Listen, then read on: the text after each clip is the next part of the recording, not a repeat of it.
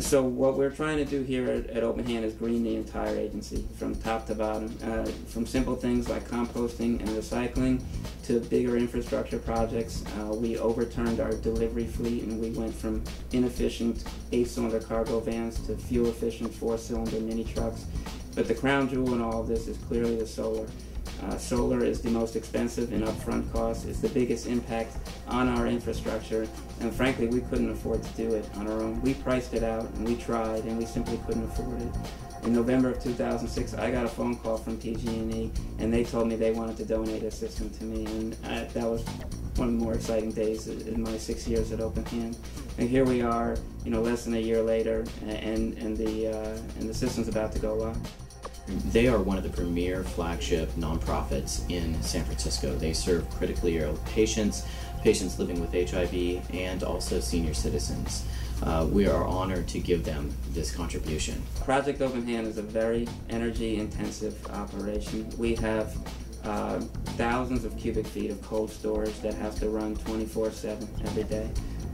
Cooking meals, running ovens with gas, running hot holding cabinets with electricity, packing meals with electricity, washing chefs' aprons and chefs' jackets takes a lot of hot water. We came in and said, we will give you 18 kilowatts of solar to offset your bill.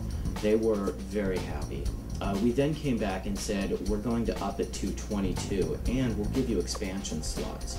And in addition to that, this is the first solar thermal project that we have funded.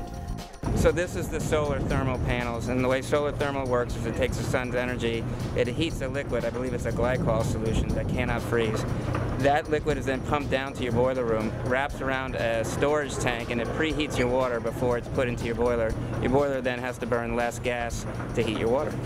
I've taken so many people up on the roof just to look at it, and it just always leaves people with their mouths ajar. And with energy costs rising, with food costs rising, I'm not able to save money anywhere else within the organization. So to save money on energy is fantastic. This organization was born in the height of the AIDS epidemic in 1985, and when a lot of people were scared about AIDS, they didn't want to mention it, they want to talk about it. The U.S. government didn't even talk about it until 1985. It was the first time that President Reagan mentioned it, and Rock Hudson died. So there's a lot of fear about it. The corporations that came forward were few and far in between in those early days, and PG&E was one of the very first. They've been with us since 1989, and with this contribution that they're making through the solar panels, it'll be about $300,000 that they have given to us, which is a huge amount of money. But even more than that, really, the major corporation coming in and supporting us, recognizing that this is a real health crisis and they want to be part of it, it helped encourage other corporations to join us now as well.